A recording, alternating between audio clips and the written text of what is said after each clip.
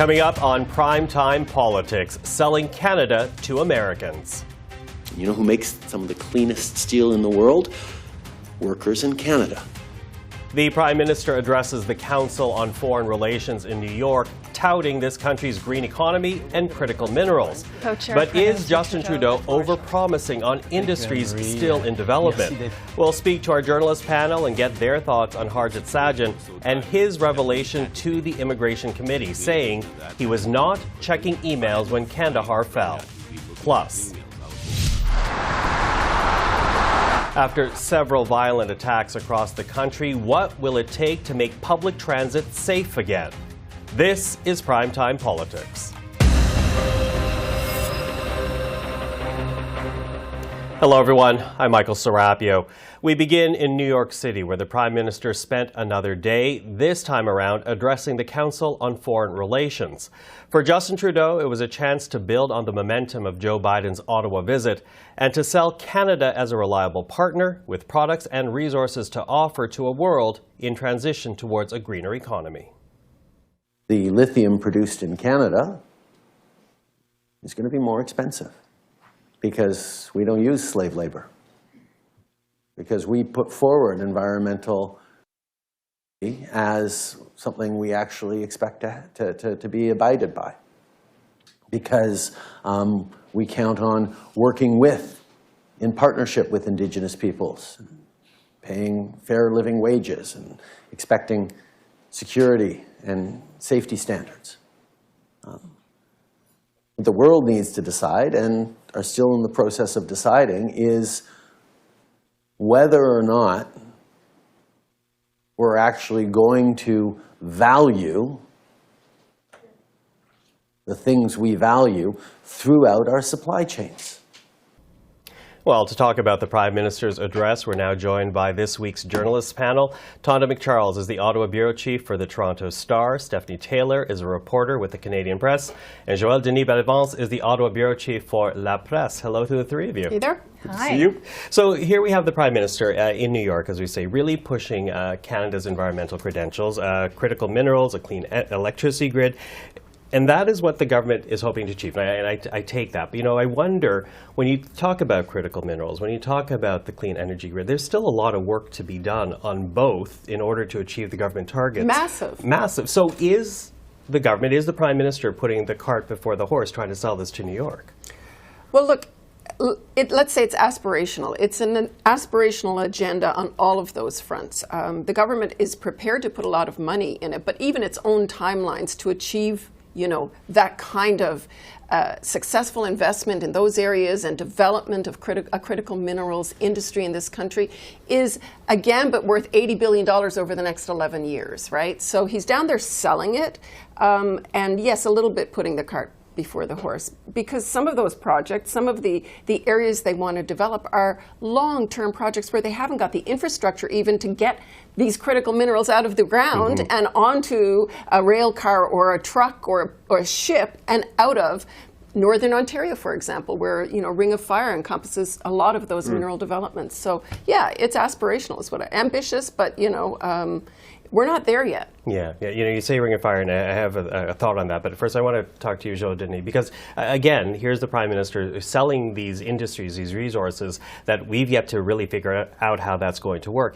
Is there a fear of disappointing our partners in this? Well, there is, because the government is known for not approving projects very quickly. And that's one of the main criticisms that have been addressed to the government. But I think Mr. Trudeau is still doing something sort of a selling job, selling Canada to the rest of the world, reminding all those investors that Canada does exist, because I was told that nobody wakes up in the morning outside of Canada thinking of Canada, and so you have to remind them every time that Canada exists, and for the right reason, for our environment policies, for clean energy, but also access to critical minerals.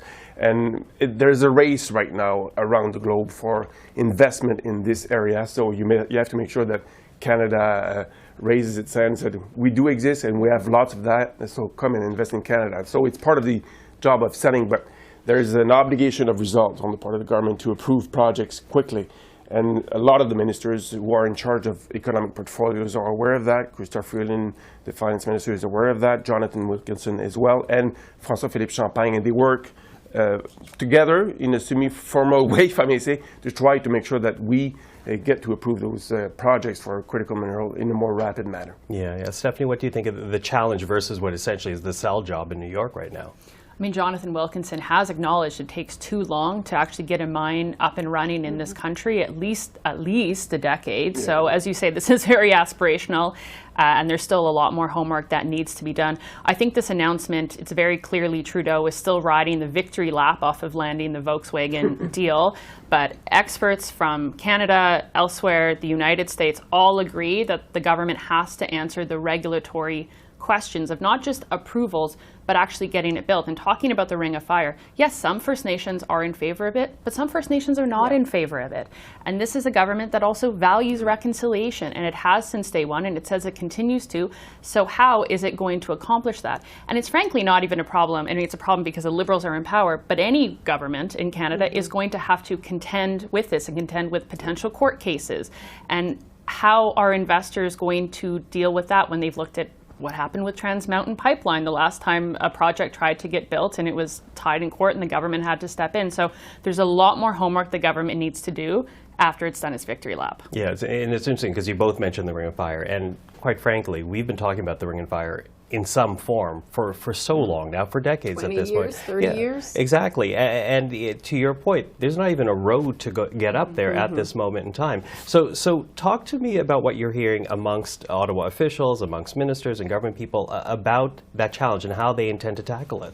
Well, I've asked that question of Minister Wilkinson and talked to him about that, but I don't hear actually a concerted plan, and maybe they have one and they're not telling us. There's lots of times when they've got work behind the scenes going on, they don't tell us. They don't see fit to let Canadians in on, for example, their strategy of how to secure the Volkswagen investment until, bang, they drop it on the table that day. I can only assume that both the provincial government and the federal government are doing some kind of outreach work with the various Indigenous communities and leaders in those areas. But you know, Bob Rae, when he left as interim Liberal leader before he was appointed to the embassy in New York, or the mission to the UN in New York, was involved very much in trying to push that development along and the talks and the consultations with the Indigenous leaders there. But the last time I talked to leaders up in that area, there was still no sense of urgency around talking to them and compelling talks forward. But you know, to be honest, that was a little while ago, so I don't know where it stands now. But it can't move forward unless they're engaged. Yeah, the Premier of Ontario has been pushing a little bit more lately because of the Volkswagen announcement, and also that Canada wants to be able to build electric car from the batteries up, you know, assembling it. And so he's been pushing it. And the fact that he's got a great working relationship with Mr. Trudeau probably will get more attention from Ottawa. But I would say that on Ottawa's radar, it's been far away. They've been dealing with other issues. And there's also some dilemma facing the government because there is an environment minister named Stephen Guilbeault who is, you know, his reputation is at stake on many fronts because of economic development, but also decisions that may affect the environment. And on this front, he may be, you know, more reluctant to, be on board on that decision. Okay, well, listen, let's leave this topic right now. Let's leave Justin Trudeau, New York, move on to Alexandre Trudeau back here in Canada, because Alexandre Trudeau is making news as well. He apparently wants to testify next week so that he can defend the foundation that bears his father's name. But this week, we're hearing from Pascale Fournier. She is a past president of the Pierre Elliott Trudeau Foundation, and she says past officials misled the Canadian public because of identifying that $140,000 donation as coming from business, rather not identifying it as a donation coming from businessmen from China. It was rather identified as a Canadian donation. Take a listen. I immediately started to ask questions about, why is it that we would have two receipts that are so different, that one seems to be international with money that seems to come from China, and another one with an address in Quebec. And I looked with the CFO, Caroline Lynn, who was working with me on that file. We tried to understand what was sent to the government. Okay, Stephanie, I'll get you to start us out here. How troubling is it to see a recent president essentially distance herself from the foundation with which she was working? This is a foundation that is in damage control. They are in crisis. And I think for any Canadian that is following this story, and I think it's worth saying, it's a confusing story. There's lots of twists and turns, and to keep up with it. And if you're not from Ontario or Quebec, you might not even know what the Trudeau Foundation is or what it really does, that it offers scholarships. But I think any Canadian watching this testimony, if there were watching testimony today, they're seeing a lot of finger pointing, and they're seeing a lot of how is this going to be solved and who is responsible, and again, that kind of damage control. So it's after this testimony, it is hard to see how things are getting any better for the foundation, as it still tries to, as you say, with Mr. Trudeau wanting to appear, kind of salvage that reputation, where it still finds itself in this political epicenter of a fight of who knew what, when, and where. Yeah, I mean, I think to a certain extent, what Alexandre Trudeau wants to testify about is the kind of good work the foundation does and salvage its reputation. But that's almost beside the point right now to the political debate over, the source of the money. Was there a deliberate effort to identify it or not misidentify it and not reveal its actual origins?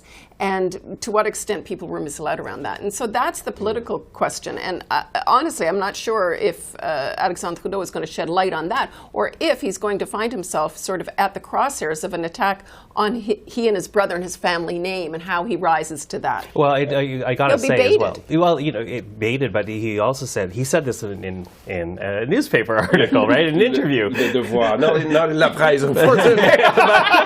which is why I'm staring at you. But regardless, great paper. So he essentially says that he wants to testify. I don't know if he realized, or he realized it would be the ethics committee that would reach out and say, come speak with us, because a far different committee than the procedures committee. Chaired by the Conservatives. Absolutely, the key part of that. So what do you make of all that? Well, it's Pascal Fournier, I think, pointed out an issue of governance and proper governance in the face of the public, its accountability towards the National Revenue Agency, and also the main provider of fund, innovation, industry, and science department. Mr. Trudeau, Alexandre Trudeau, might be on the hot seat because he's the one who signed the contract for the donation with, whoever signed it on the other end of it, so we don't know.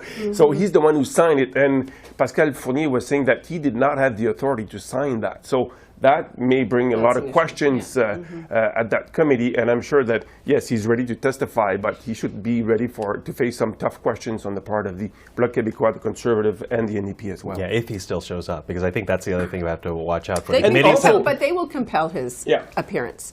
And so, I mean, there's now that he's already offered to, it's going to be pretty hard for him to sidestep that. One point that I think is worth mentioning is that his testimony will be on the eve of the Liberal Convention in Ottawa. So will that drag the bad publicity until the convention? That remains to be seen, but there's a danger there. Yeah, we're watching, and of course, luckily for us, we're covering the convention as well. But listen, before we're completely out of time, I want to move on to another topic, Harjit Sajjan, because he did give testimony this week to the Commons Immigration Committee, and that committee had questions about travel documents that were issued to Afghans trying to come to Canada during the fall of Kandahar. Now, they were not issued by the regular officials. Instead, it was issued by Senator Mary-Lou McPhedran. And Minister Sajjan, who was Defense Minister at the time, says he was not aware this was happening because he was not checking his emails. Take a listen. Do you personally monitor your your personal parliamentary email account, otherwise known as the P9s? Yes, I do. Did you monitor that account between August and September 2021? I can tell you that time I was not looking at emails during So you did not monitor your personal email account at that time, between August and September 2021? Madam Chair, if I can answer the whole question. That time, the situation was so dire that we had to stay focused, and the communication at that time was done very quickly. I had no time right now to be looking at emails. I was focused on the briefings, which is... Okay, so he says given the crisis at the moment, he had no time to check the emails. What do you make of that? That sounds pretty much like a lame excuse, not looking at your personal emails.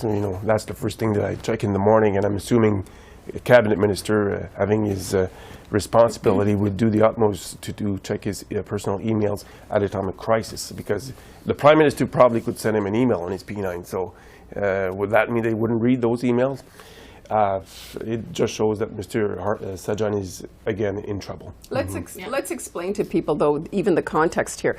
It was, he's right, it was a chaotic time. It was chaotic because the government had failed to foresee the fall of the Taliban and the need to evacuate people out of Afghanistan, not and just they were calling an Canadians. election that day. And they called the election, well, they scrambled 2 days ahead of the election to do some measures to help, and then they called the election. And then for the first 10 days of that campaign, if you'll remember, it was dominated by Afghanistan. And so for the minister in charge of the evacuation not to be reading emails is a dereliction of duty. But even if he were reading his emails or weren't reading his emails, he had a chief of staff, he had staff, he had a deputy minister, he had people advising him. And it turns out, as we've reported, his chief of staff was involved in facilitating the exit of some people out of Afghanistan by providing letters, exit letters, travel facilitation letters that he got from a global affairs political colleague. So what's going on? This whole story raises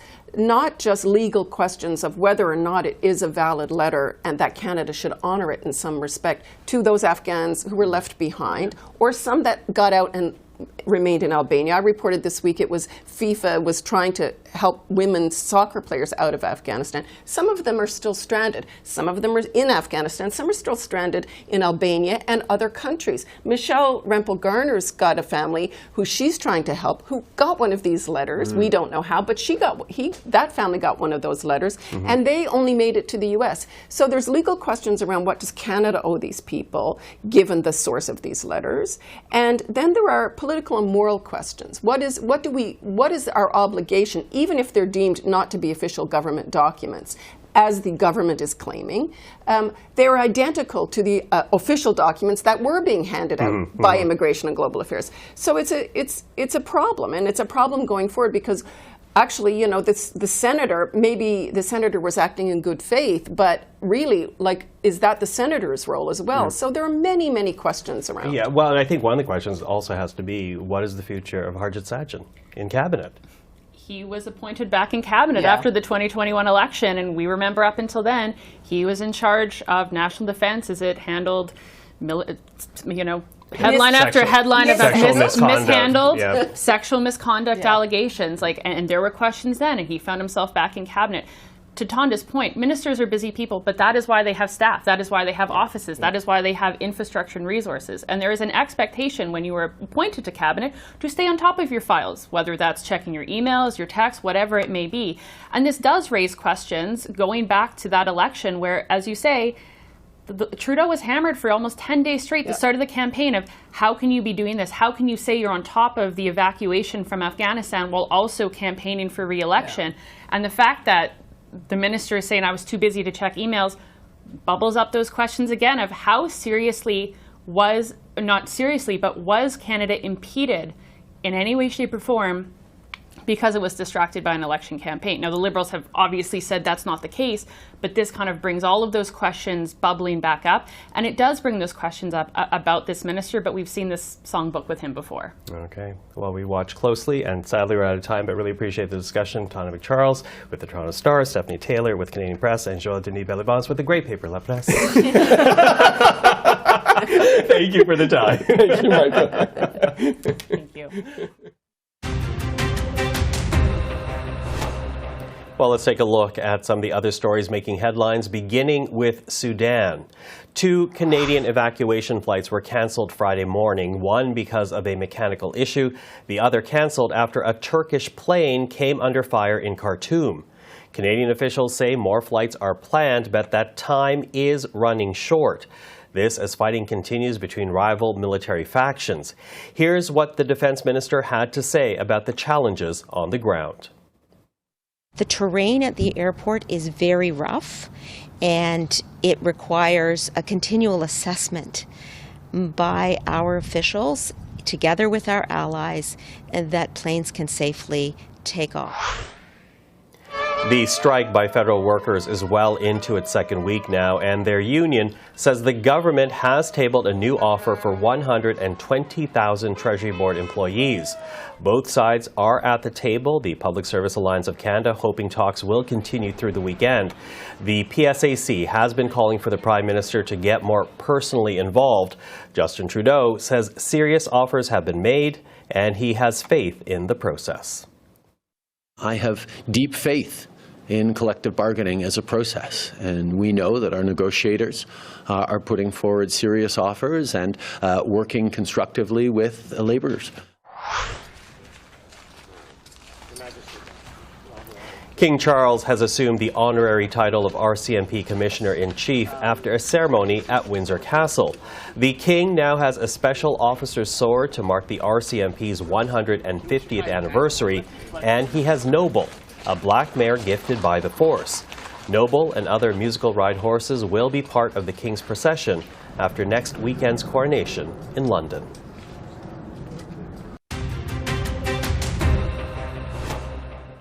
Over the past few months, we have witnessed violent attacks on public transit, not in just one city, but several right across the country. It is shaking the sense of security in transit workers when they show up for their shifts and has many people questioning their own safety when they board a bus or a train. So what can be done about the situation? Earlier this week, I spoke with Marco D'Angelo, the president and the CEO of the Canadian Urban Transit Association. Mr. D'Angelo, thank you for joining us. Thank you. Great to be with you. So, you know, the timing of your media event certainly has resonance. We've just seen a number of really horrific attacks on transit systems across this country. Before we actually get to the recommendations themselves, talk to me about what you've heard about the impact of these kinds of attacks from transit workers, but also from transit users. Well, I mean, at the beginning of the pandemic, we were able to secure funding to ensure that we had a high level of service so that Canada's essential workers could get to their jobs during the pandemic. Since that is subsiding, ridership began to increase. And right now we're at about 70 to 75% of ridership on average returning across Canada. What we don't want to have is fear of taking transit being an impediment for folks returning to transit and taking our services so they can get around their cities. It's what you don't want to have happen, but do you sense that's already happening right now? Well, it's undeniable. In many large cities, there have been incidents of violence in transit, and that's why our association worked with 7 large systems across Canada to develop a series of recommendations that we think are actionable and doable and will make our transit systems more secure for folks. Okay, now the recommendations, they involve action on the municipal level, on the provincial level, on the federal level.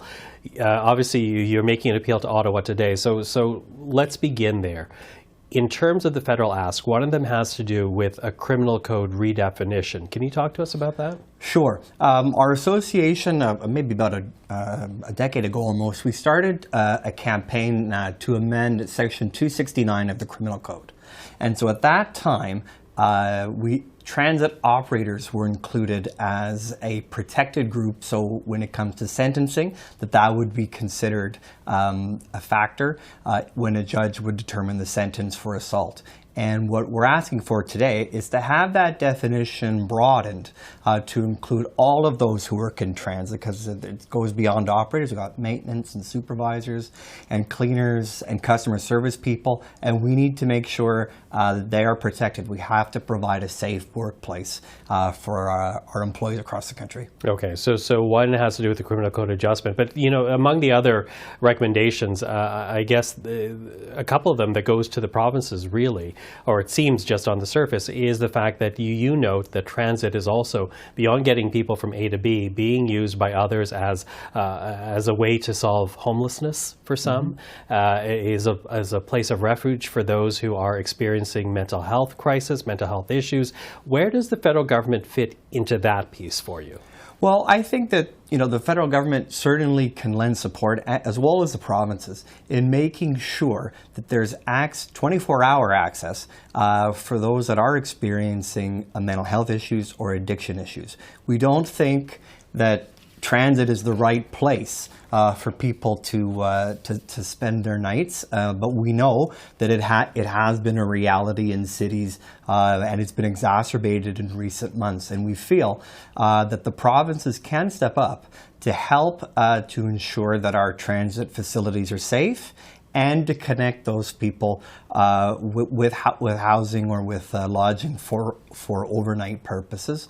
Also during heat waves to heating to cooling centers, and during, we had some cold snaps this winter as well, that there's a role for provinces to play to help to fund ways to house those that need a place to sleep. And all too often, they have found public transit to be that realm, and our recommendations, I think, begin to address that issue. And that goes to safety for you? Indeed, I mean, we have to have safety for our riders, safety for our customers.